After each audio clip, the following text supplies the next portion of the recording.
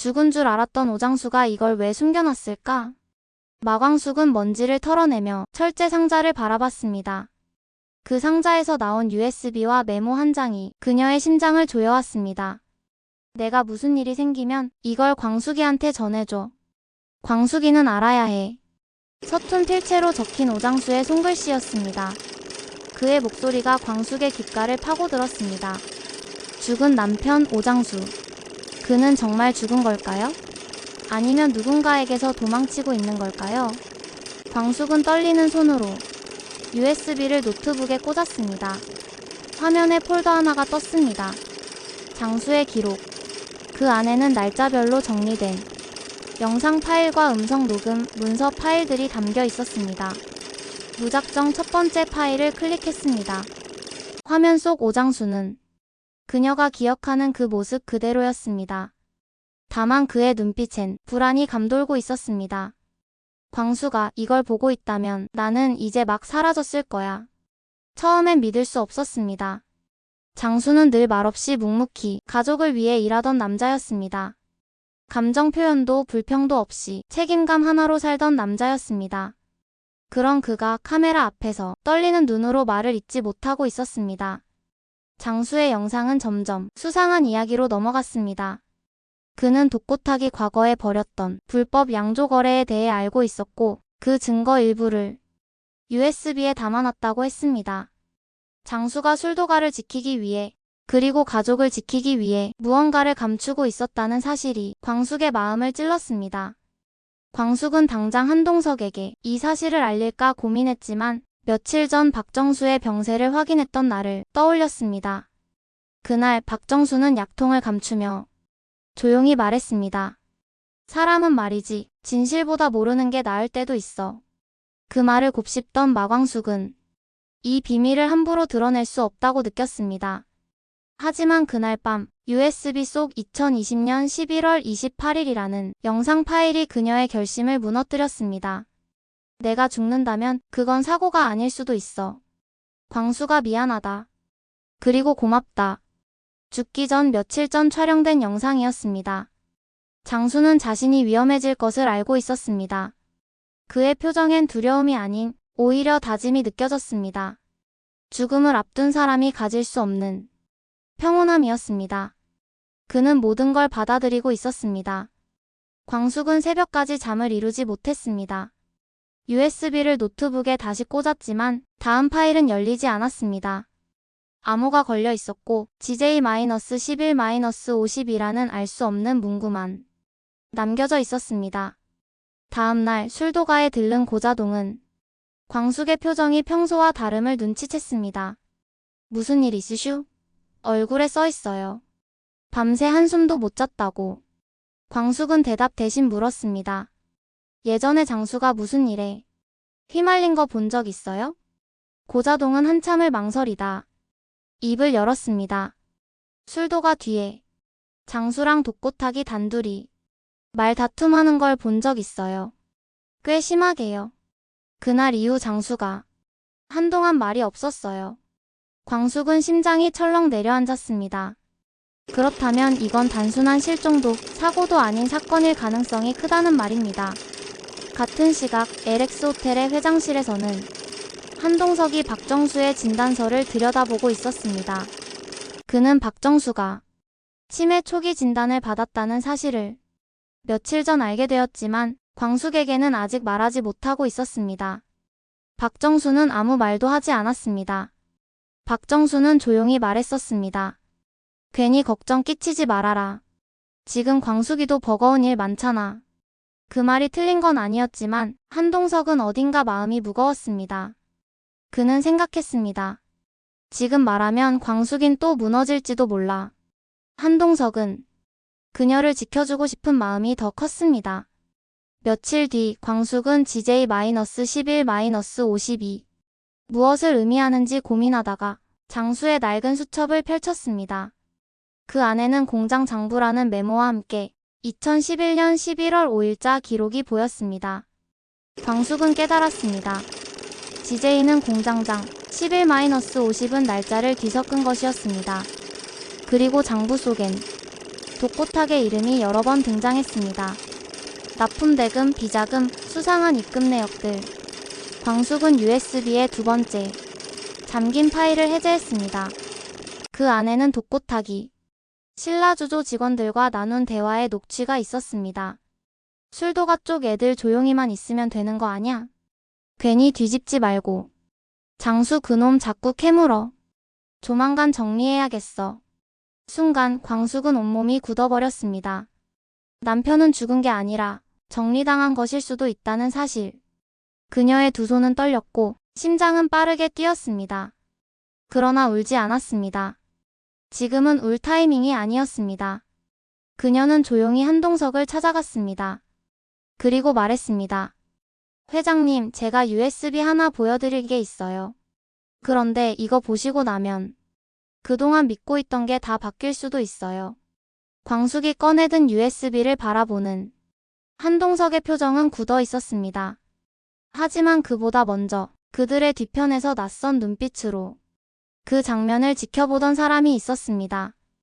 바로 고자동이었습니다. 그는 언제부터 거기 있었던 걸까요? 그리고 그의 손에는 광숙이 알지 못했던 또 다른 상자가 들려 있었습니다. 한편 아무도 몰랐습니다. 아니, 누구도 관심 두지 않았습니다. 공주실과 고자동 사이에 미세하게 오가던 그 공기의 농도를 짧은 말끝, 쓸데없는 핀잔, 의미 없는 듯한 눈짓 하나하나가 사실은 감춰진 감정의 파편이었다는 것을 공주실은 이틀째 마광숙의 집에 머무르고 있었습니다. 나는 집에 가봤자 아무도 없어. 여긴 사람이 있잖아. 그녀의 말에 마광숙은 웃었지만 그 웃음 속에는 무언의 동의가 깃들어 있었습니다. 그날도 마당 한켠에선 고자동이 새 술통 정리를 하고 있었습니다. 덩치 큰 사내가 느릿느릿 움직이는 모습이 괜스레 공주실의 시야를 사로잡았습니다. 그 손 도대체 씻고 다니긴 해요? 손보다 술 냄새가 먼저 들어오겠네. 공주실이 비아냥대듯 말하자 고자동은 고개를 돌리지도 않은 채 응수했습니다. 손이 아니라 마음이 깨끗해야 되는 거 아닌가요? 주실 어르신? 그 말에 공주실의 눈썹이 절로 올라갔습니다. 뭐요? 어르신? 내가 누굴 놀려요? 아니요. 그냥 사람 놀릴 땐 어르신들처럼 너그러우시길 바라는 거죠. 대꾸는 짜증스러웠지만 그 말끝은 묘하게 부드러웠습니다. 공주실은 알 수 없는 느낌을 받았습니다. 이 남자 나를 어떻게 보는 걸까? 며칠 후 광숙이 자리를 비운 사이 공주실은 술도가 마루에 앉아 혼자 된장국을 데우고 있었습니다. 고자동이 조용히 다가와 말했습니다. 혼자 드세요? 제가 찌개 하나 끓여드릴까요? 내가 찌개 하나 못 끓일까봐 그러우. 그건 아닌데 같이 먹으면 덜 쓰지 않을까 해서요. 그 말은 유난히 따뜻하게 들렸습니다. 누군가와 밥을 같이 먹는 일이 이렇게 허전함을 덜어주는 거라는 걸 그제야 깨닫게 되었습니다.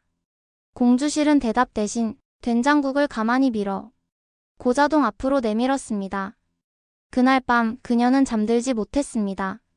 생각보다 자주 떠오르는 고자동의 말투와 표정 때문이었습니다. 누가 이 나이에 나한테 저런 말을 하지? 남편을 떠나보낸 지 오래됐고 자식들은 각자 삶에 바빠 어머니의 외로움을 눈치채지 못했습니다. 그런데 그 틈 사이로 거친 손에 그 남자가 스며들고 있었습니다. 며칠 뒤 공주실은 고자동에게 작은 부탁을 했습니다. 우리 동네로 같이 좀 가줘요. 낡은 집 좀 봐야 해서. 혼자는 좀 그러니까. 고자동은 망설이지 않았습니다. 알겠습니다. 근데 누구한텐 말 안 하시는 게 좋을 것 같네요. 괜한 오해 생길 수도 있으니까. 그 말이 공주실을 움찔하게 만들었습니다. 괜한 오해라니. 지금 이 감정은 오해였을까요? 설렘인지 아니면 단순한 의지의 기대인지 그녀는 자신도 알 수 없었습니다.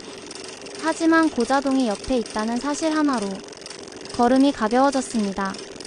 공주실의 오래된 집은 마치 그녀의 마음처럼 부서지고 있었고 오래 손보지 않은 마당엔 잡초가 가득했습니다. 고자동은 말없이 낫을 들고 잡초를 베기 시작했습니다. 공주실은 그런 그의 등을 오래 바라보았습니다. 자상하거나 섬세하진 않지만 뒷모습 하나로 위로가 되는 사람이었습니다. 고자동 씨. 네. 내가 그렇게 까다롭고 어려워요? 고자동은 낯을 멈추지 않으며 말했습니다. 아니요. 어렵다기보단 조심스러운 거죠. 왜요?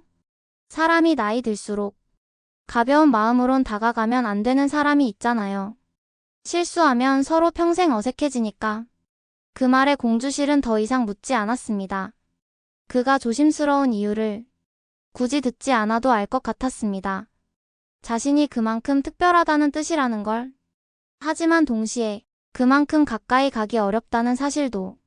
그날 저녁 집으로 돌아온 후 광숙은 우연히 고자동의 휴대폰을 보게 되었습니다. 잠깐 자리를 비운 사이 알림이 떴습니다. 주실 어르신 오늘 고마웠어요. 손등 데인 거 얼음찜질하세요. 광숙은 무심코 웃었습니다. 저 두 사람 진짜 뭐 있나? 그녀는 묘한 기대감과 동시에 왠지 모를 불안감을 느꼈습니다. 며칠 뒤 술도가 창고에서 고자동과 공주실이 단둘이 얘기하는 장면을 독고탁의 부하 직원이 몰래 엿보게 되었습니다. 그는 조용히 뒷걸음질 쳤고 바로 독고탁에게 보고했습니다. 고자동, 공주실이랑 수상하게 자주 만나는 것 같습니다. 독고탁은 말했습니다. 그 여자가 술도가를 그냥 들락날락할 이유가 없지. 공주실은 그런 사실도 모른 채 점점 마음을 내주고 있었습니다. 고자동은 그 마음을 알면서도 표현하지 않았습니다. 하지만 누구보다 그 감정의 깊이를 알고 있었기에 쉽게 손을 내밀 수 없었습니다. 그리고 어느 날 밤 술도가 앞마당에서 마주친 두 사람. 공주실이 말했습니다. 내가 지금 뭐 하자는 건지 나도 잘 모르겠어요. 그런데 요즘 자꾸 누군가 기다려지는 게 싫지가 않네요. 고자동은 짧게 숨을 들이켰습니다. 그리고는 단호히 말했습니다. 기다려주세요. 제가 마음 정리되면 그때는 먼저 다가갈게요. 그날 이후 두 사람은 다시 예전처럼 티격태격했습니다. 하지만 누가 봐도 둘 사이엔 말로 설명할 수 없는 온도차가 있었습니다. 그러나 그 평온은 오래가지 않았습니다. 고자동의 과거를 캐고 있던 독고탁의 부하 직원이 뜻밖의 비밀 하나를 발견했습니다. 고자동은 예전에 신라주조의 불법 자금 흐름을 알고 있었고 그 사실을 장수에게 흘린 사람일 수도 있다고 의심했습니다. 공주실과 가까워질수록 고자동은 더 위험해지고 있었습니다. 그의 감정과 과거, 그리고 숨기고 있던 진실은 무엇일까요? 다음 화에 계속됩니다. 구독을 눌러주시면 새로운 이야기를 가장 먼저 확인하실 수 있습니다. 감사합니다.